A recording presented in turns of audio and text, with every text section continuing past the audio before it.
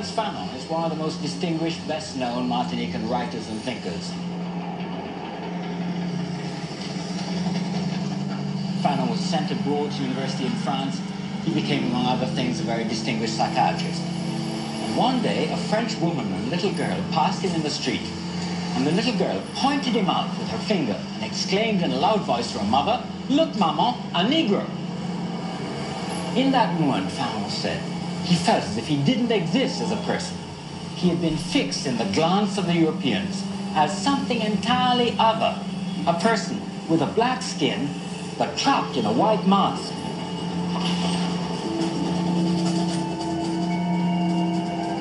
And what I realized the moment I got to Oxford was that someone like me could not really be part of it. It's the peak of the English education system.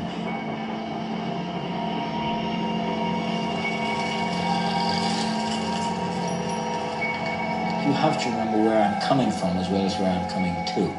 I'm coming from a background which in those days was always caught between the question of identification. And one was coming also not just to England, but to the heartland of English, the pinnacle of the English class system, the high point of English education, as you experience it in Oxford. That was a very profound shock.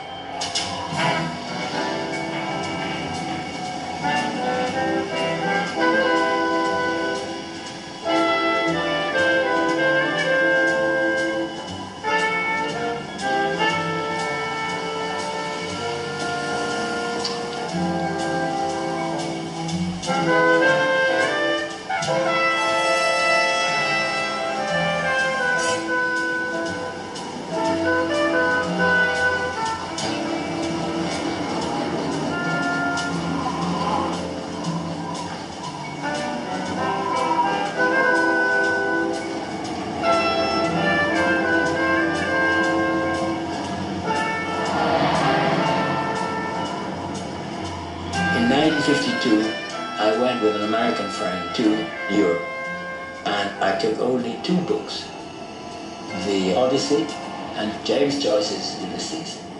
They represented my escape from a certain kind of colonial provincialism, from all the forms of colonial deformation.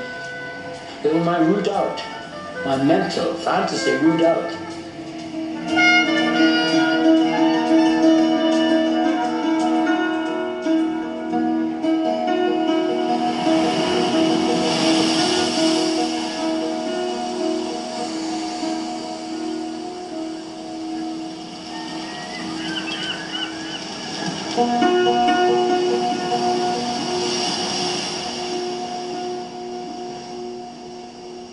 There were a lot of people from Africa, from India, from the Caribbean, people from Southeast Asia.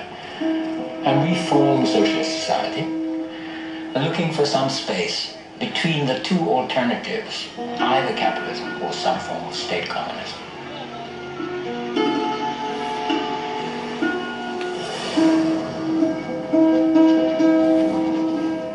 What we related to were all the struggles outside.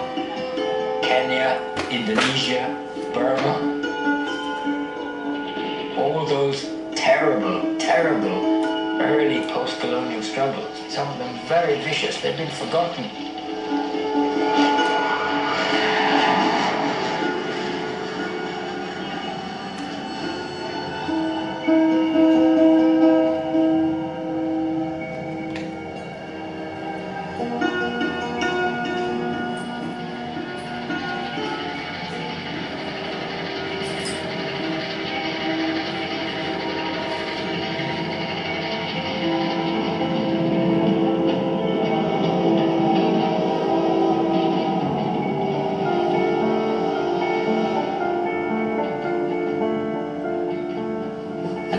Quite near to Paddington, and week after week at the end of the summer, you'd see people pouring off the trains. Ordinary English people who'd never had much direct experience of the colony, suddenly to think, this is my next door neighbor. This is the guy who's at the labor exchange coming for my job, He's going to be driving my bus. That is a huge impact.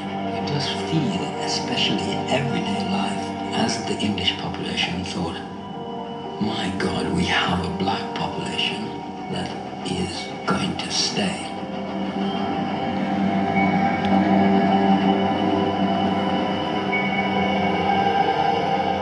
This is when industry is, of course, swinging over from wartime to peacetime production, and it leads in to the great productive boom of the mid-50s. Accommodation and adjustment between blacks and whites is on the agenda. The black population on the whole maintain a low profile. They draw the curtains both against the cold and against the outsiders. It's a period of muted optimism, the hope and dream of long-term black and white assimilation.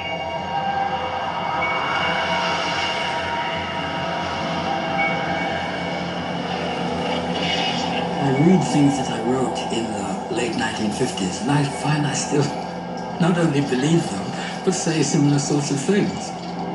You need to wait until you understand what the next conjuncture is, and if it means overthrowing what you thought before, you better think again. Every new configuration contains masses of the old.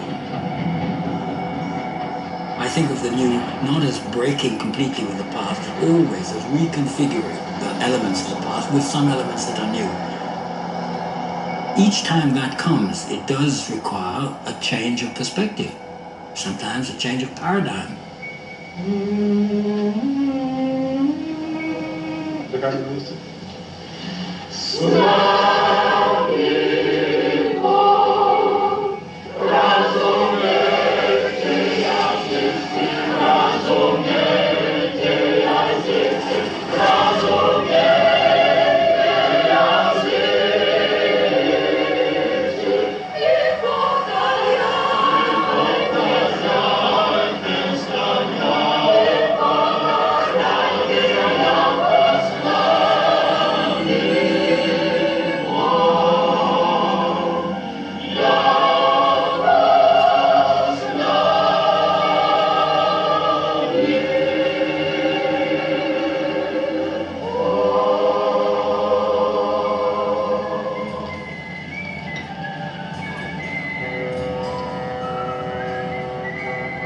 The Suez Canal is a name familiar to everyone. It is, in fact, the greatest international waterway in the world. And what Colonel Nasser has just done is to seize it for his own end. Nobody should be surprised that this has created a very grave situation. Increasingly, modern governments use the cultural tools at their disposal to mobilize popular support. Historically, we can learn much about what governments wanted their citizens to believe from the three examples we've used in this program. The same sort of analysis based on who says what, to whom, when, how, why, and with what effect can help us to understand governments in action today.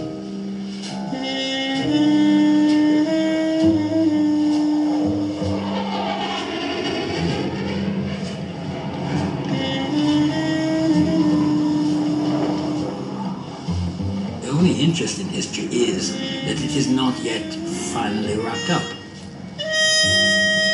Another history is always possible. Another turning is waiting to happen.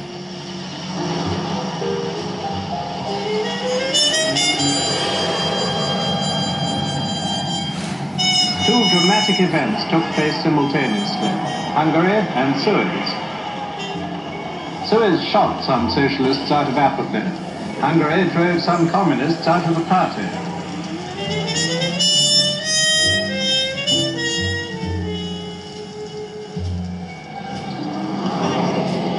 1956 is the moment when, first of all, the British revert to an imperial road that everybody thought had disappeared forever, gunboat diplomacy.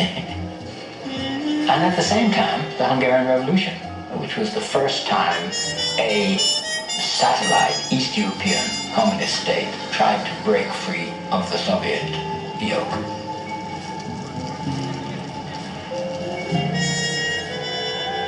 This was the beginning of my New Left experience. For the New Left, what it meant for me was that space in politics which was defined by the Soviet invasion of Hungary and the invasion of Egypt. Somewhere in between there, the idea of a democratic, socialist, anti-imperial politics was born.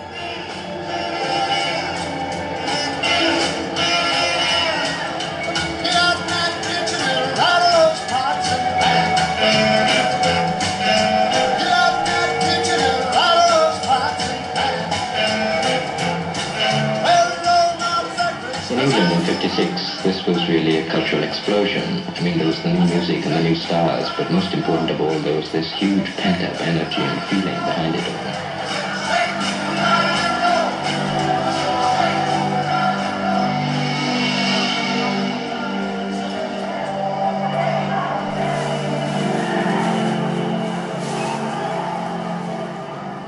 Youth culture seems to me to be about several kinds of rebellion, and pop music is the sound of that rebellion in progress.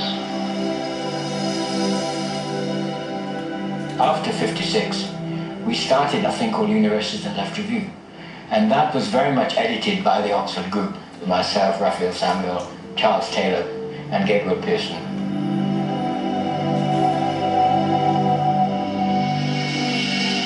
We were sort of the spokespersons for this whole larger enclave who'd been debating politics and also politics and culture.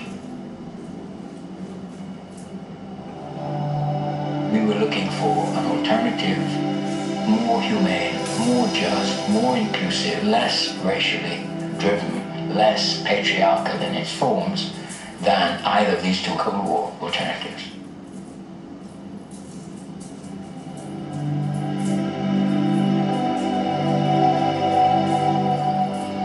We used to think of it as part of a very personal, private crisis. We used to think of adolescence as a secretive period in our lives. The difference is that these crises and tensions are now being lived out publicly on the stage. They're being dramatized in the music, in dress, and so on. Adolescence is also a period of idealism and addiction to great causes, when people express their rebellion against the misery, hypocrisy, violence, destructiveness of the world around them.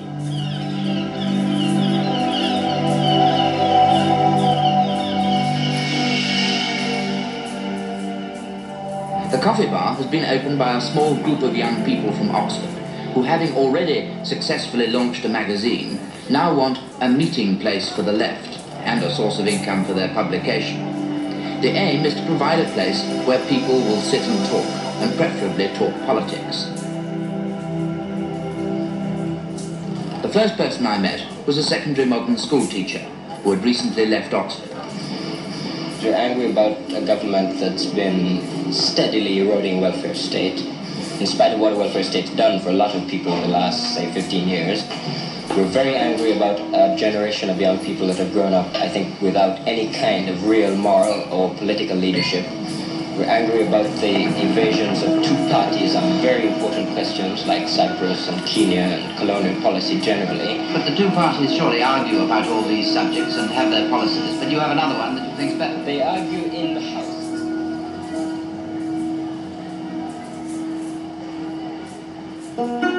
The murder of Kelso Cochrane was almost the first time that there's a national black presence on the British streets around an issue. A black man had been murdered at a street corner in Ladbroke Grove by 4 or 5 white youths.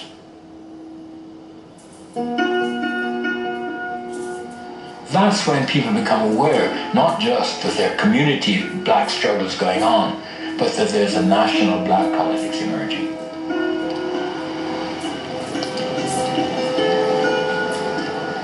And the New Left Review, the magazine you edited. Yes, we started in Oxford a small journal called Universities and Left Review, and then there was another journal started mainly by people who left the Communist Party called The New Reasoner, and these two journals came together to form New Left Review. People who ought to have edited had really exhausted themselves in the struggles around to found these journals, and so me, in my early 20s, found myself editing these grand figures.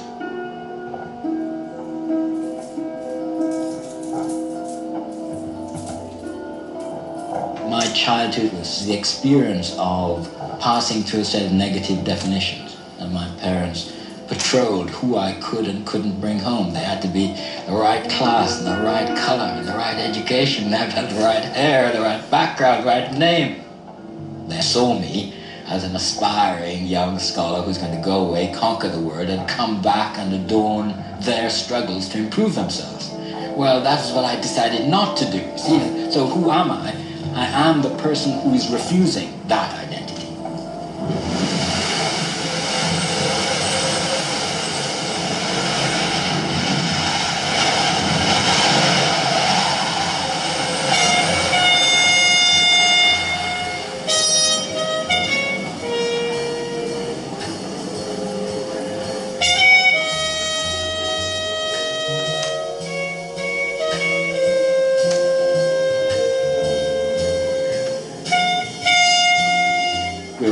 Trying to negotiate between notions of ourselves and of our cultural meanings and the values which enable us to live, which are not translatable from one to another. That's just the modern condition. Don't ask me whether it's going to go on being like that. That's how it is now, and I think it's been like that for some time, and I don't think it's just superficial confusion that makes us think that.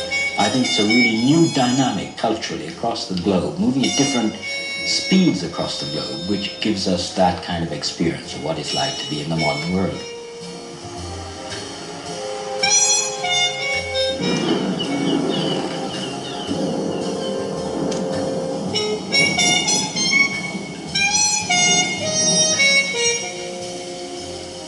Panorama tonight is devoting the whole of its time to one subject, the H-bomb.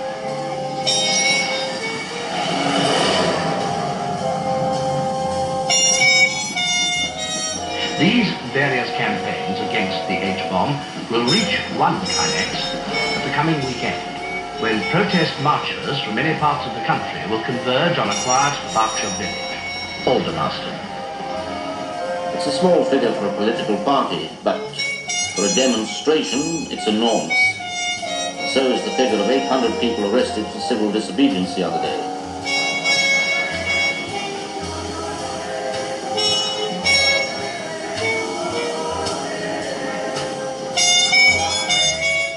Stuart Hall sums up the hopes which people of the left have for the unilateralist policy.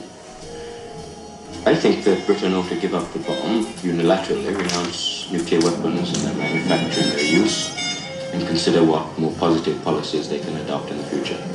Because I think it's very important that a country that's been right at the center of the military build-up should in fact confront the problems of nuclear weapons and take a new course. I think the effect in the world of seeing a major power do that would have a profound effect. I don't think that a great deal is going to come out of discussions between East and West, either where disarmament or disengagement is concerned. It's going to come out of the United Nations, and this is the point at which the neutral powers could use the increased and added influence of a power like Britain in their support.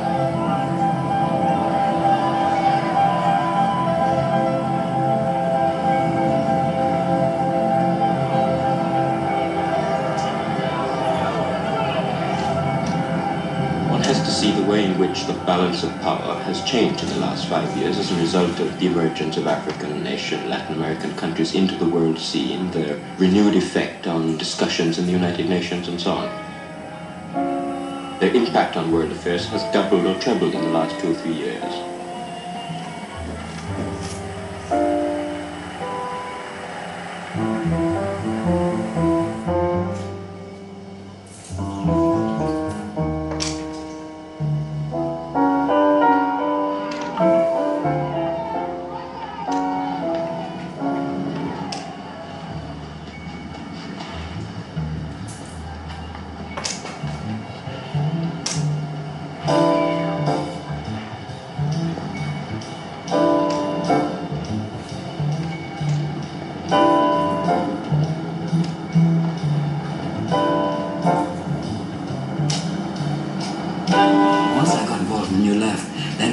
CND, I was on platforms, speaking.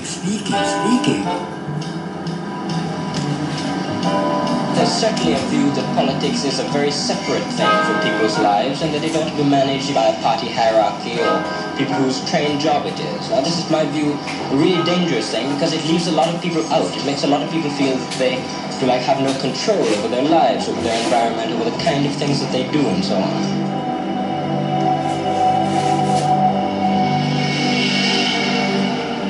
I went up and down the country speaking at CND meetings for about 3 years. I spoke nearly every weekend. I could go to Halifax and then there'd be a New Left editorial board meeting. I understood Oxford, I understood London, I understood the South, but Halifax is a completely different thing altogether. You could still see the smoke coming up the chimneys. There were still textile mills.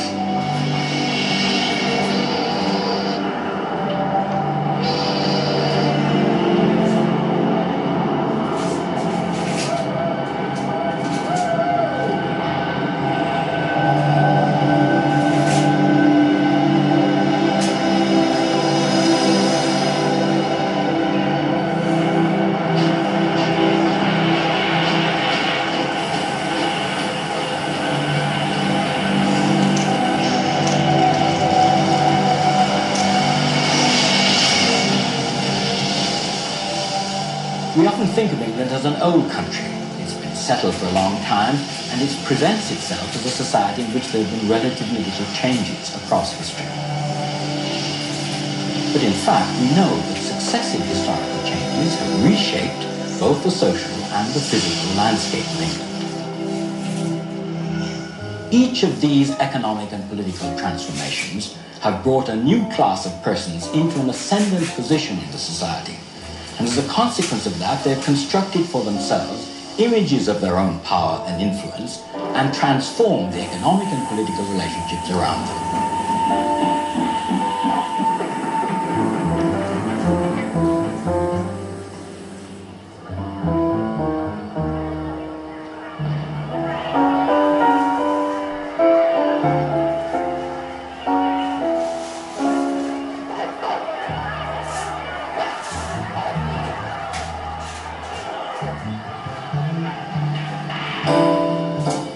The former colonial peoples of Africa, Asia, South America are now insisting on self-government, at least in part because they are determined to be treated as equals. I wanted to question the very sharp opposition which you make between the concepts of liberty and equality. This is not only an ethnocentric way of looking at it, but a peculiarly British way of looking at it. I think it has been the idea of equality which has really mobilized people to support nationalist movements of one kind or another.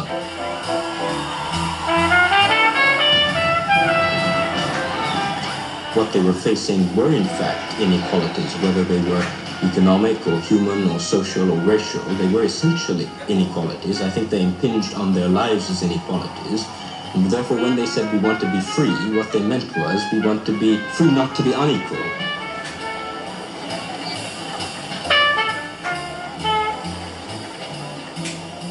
My conception of culture was always of something which is changing. I've never believed in the absolute moment of break. When I went to Cuba in 1960 for the New Left, people said, this is year one. From here, socialist man begins. It's not true. Cuba went on being partly what it was before the revolution. So I don't believe in absolute break.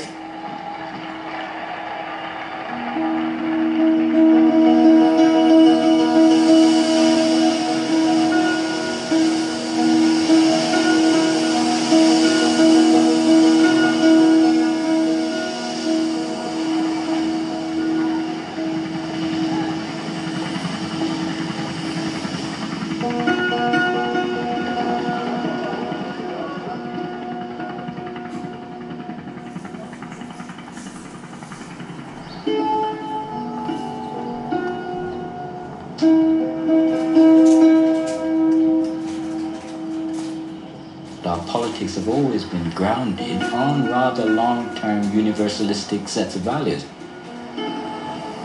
it's also been grounded on long-term historical descriptions of our society. We thought they would hold as political metaphors, and I just don't think they do, either for the right or the left.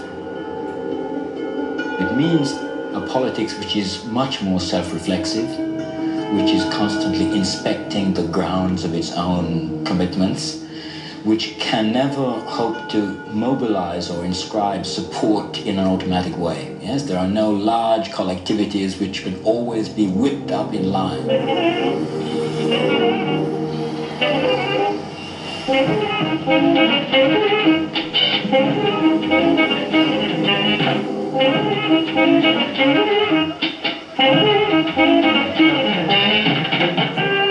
Professor Richard Hoggart is Professor of English at the University and the Director of the Centre for Contemporary Cultural Studies. I'm Stuart Hall, and with a colleague from Birmingham University, Professor Richard Hoggart, I'll be talking in this programme about English provincial working class life and people.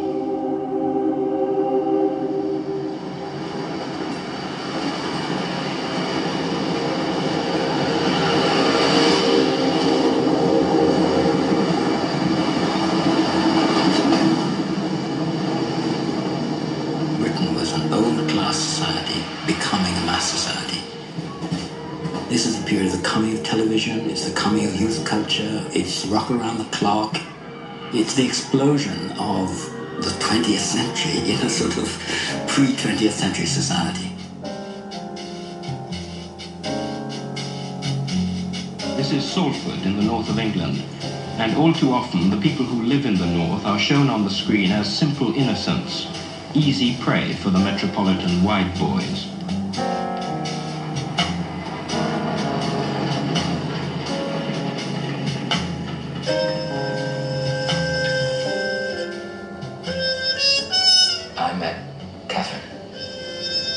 We got married in December '64. I then encountered racism in a way in which I don't think I'd really encountered it before. I'd never experienced it very directly. But in '64, in Birmingham, racism was absolutely overt. It was the first time things were called out to us in the streets because we were a mixed couple. It was really a pretty traumatic experience.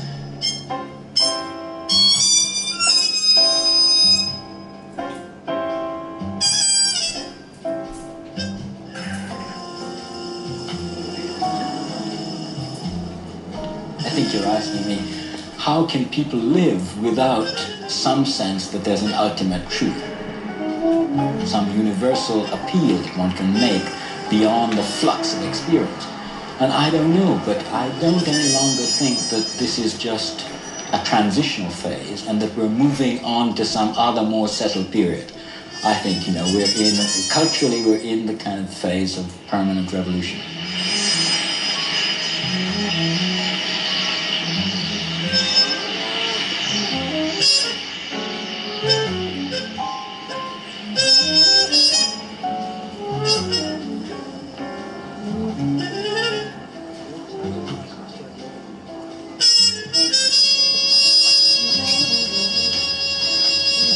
There comes a time in everybody's life when they have, in a sense, to accept themselves, not just what nationality they belong to and what color they are, but what they are in themselves. The final question for young colored people in Britain is the same question for young people anywhere. Who are they going to be? What are they going to be? What are their society encouraging them to be? Every child, whether white or colored, wants to belong to the world, but the world must seem a completely different place when the price of belonging to it is that you want to change the color of your skin or the shape of your features and your face.